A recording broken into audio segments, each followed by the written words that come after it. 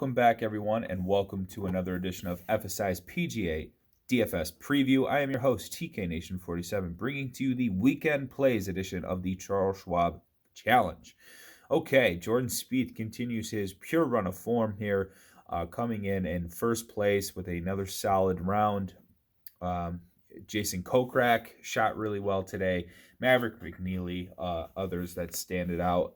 Charlie Hoffman had major rounds propelling them up the leaderboard. And other guys we'll look into as well that have been playing pretty steady heading into the weekend for DraftKings player pools or even maybe head-to-head betting cards. You pick what you want out of this content. I'm going to be bringing to you the breakdown tier by tier based on DraftKings scoring and pretty much how their statistics are, if they're a good play, if they're due for some regression, how my gut feel is for these golfers heading into the weekend. So without further ado, let's get into it. Starting off at 10-6, we have Jordan Spieth, as I mentioned at the top, sitting in first, 5.4 strokes putting, 5.9 tee to green, leading the field in strokes gained total, 11.3. Continuing to do everything exceptionally, except for his approach shots, which, not many people are really striking the irons as purely on this golf course.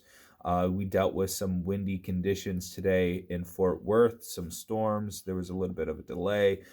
I think that's going to kind of go away as the weekend progresses, maybe a little bit in the morning, as some lingering clouds have really put a damper on pretty much the entire East Coast from Texas all the way to Boston. There is just rain everywhere in the forecast as I've been scouting it for multiple different DFS sports. And hopefully that just moves out overnight as we wake up tomorrow and we got some clear skies and maybe the scoring will get better and maybe the ball striking gets better as well. But yeah, Jordan Spieth continue to play at will. Next up, we have 10.4, Collin Morikawa, the most encouraging golfer, I feel, in this field from a ball striking perspective. 5.8 on the approach, 6.5 ball striking. He leads the field in strokes gained approach. He's just not getting it done with the putter. Story of his life. But Collin Morikawa, last year's runner-up, sitting 11th. I mean, if anyone can shoot 8 under and get themselves in striking distance on a Sunday, it is Collin Morikawa. I think he sets up to be a fantastic GPP play, much like JT yesterday. But yeah, Morikawa is a definite lock for me tomorrow, and also bet him $50 pre-tournament. I've been running hot with that pre-tournament pick, so maybe we'll get into the mix here. It's really cool to see come into fruition. So, runner-up with Louis last week, hit KH Lee outright a couple weeks ago. Maybe Morikawa is due for that kind of pre-tournament bet bump from TK. Next up, we have 10-2, Justin Thomas. I don't like this ball striking numbers, and the around the green was kind of weak, and the putting was a little weak. He scored well. But the numbers don't suggest consistency, and that's what I'm really looking for up top at 10K. So maybe JT is a fade tomorrow, and I push all my chips into the Morikawa bank, but JT's too good to just dismiss. So GPP flyer, he is. Next up, we have Tony Finau in the 9-9 range, Mr. Around the Green lately. Struggled with the putter, but he is 5.3 tee to green, gaining strokes off the tee, which is huge here. So I don't mind Tony Finau. Or Daniel Berger at 9.7, 2.6 on the approach, 3.3 ball striking, and 4 strokes tee to green. Berger and Finau, I think they're both solid GPP plays. I don't think they have, I would say, 8 under upside. I mean, they certainly do as talented as they are. They certainly do.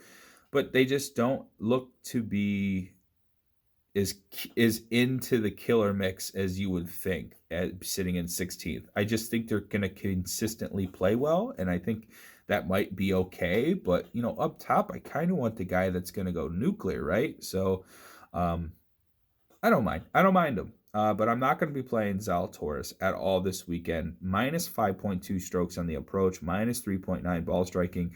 I said it yesterday that I wasn't sure how Zalatoris would react to not striking the ball as purely as he usually does, and it looks like he's just kind of scrapping it around, and that's fine. I mean, he's gonna end up, decent finish, another cut made on the PGA Tour. He's gonna get another paycheck, but does not look like he's going to be in contention, and at 9.5, that's a fade for me. I'm going to lump these two next golfers together. Corey Connors, 3.9 on the approach, struggled on the putting surface, 5 strokes on the ball striking. I like him. Consistency is there for him week to week. I know what I'm getting. Next guy, Jason Kokrak, 9,200, sitting in second. Mega round from him, 10.3 strokes gained total. Really good course fit, 4 strokes on the approach. 6.8 ball striking leads the field, 6.7 tee to green. That is tied for first. Like Jason Kokrak, he's struggling around the green, but he's making it all up with his putter. How much of this will continue, we will see. He struggled on the weekend last week, but that was a much tougher course. He's going to get a later tee time. Those winds might be pushed out, so he might have a really good opportunity here to shoot another low round. I think Kokrak is a little too cheap at 9.2. Would not fade him at that price tag. Answer, total fade. Rose, not on my list. Neiman, not good enough. He's doing okay. He's getting by, but I don't like it at 8.9. Next guy, Sergio Garcia at 8.8. I think that's a must play. 2.4 around the green, 6.7 tee to green. He certainly is not gaining enough strokes as you'd like to see on the approach or with his putter. And those are two things that can disappear in a hurry, and so will his scoring. So be mindful of that. I wouldn't go all in with Sergio, but definitely play him. Tringali, another solid play. I do like Brian Harman as well. It's hard not to like those two that have been playing consistent, and they didn't receive as significant as a price bump as I would want to fade at. So I like their prices. Next up, we have Kazire and Hoffman, 2 guys inside the top 10 at the moment, both gaining strokes, ball striking, and on the putting surface. I like both of them. I like Charlie Hoffman more if I had to pick one, but I think easily 2 core plays right there. Brant Snedeker, I'm not a big fan of. I think he's going to fizzle out, so he'll end up doing well. No, I don't play Brant anymore. Hadwin, I have had him in all of my lineups, including Classic, so I hope he continues to do well. 6 strokes tee to green, I think that's really solid, and continue to play Adam Hadwin and Kevin Streelman. This 8,600, 88 from 88 to 78 is juice. Like, that is the juice right there. You play 2 or 3 guys in that $1,000 section, and then you play like a Spieth or a Morikawa. I think that's what you want to do. Spieth, Morikawa, drop down to Kokrak or Connors, and then play 2 or 3 guys from this 8K range, and then shuffle all the way down to this lower 7K range. Shout out to Gooch real quick. I don't mind that play, or Ian Poulter.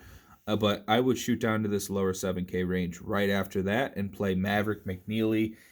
This guy's playing really well on small greens. This is a really good course fit. Played well in the wind. 4-point strokes from the ball striking. Putted the lights out. I also like Whaley, 2.5 on the approach, 3.4 on the putting surface. He's doing really well. I don't mind Kevin Na. He showcased he had his ability to get around one of his favorite courses. Kramer Hickok is another play I like. And Nate Lashley is another guy I like. 5-point strokes tee to green. He's 6,700, so we're getting into our punt range here that we might need to have a guy or two. Nick Taylor is certainly a guy who can play on these small greens really well.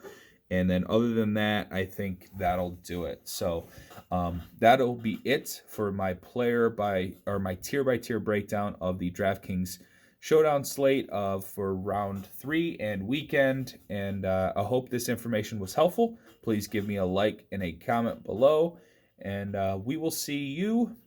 I'm not sure if I'm going to be able to do one tomorrow. I have a lot of family plans for Memorial Day weekend. But if you want to, you can get the core plays and core player pool in our Discord. Then you can find that link on FSI_DFS. And you can get to talk to me at least via Messenger of the Discord chat. So thank you, and have a great weekend. And, thank you to all of our veterans and the ones that we had lost in service. So happy Memorial Day, and everyone enjoy your weekend.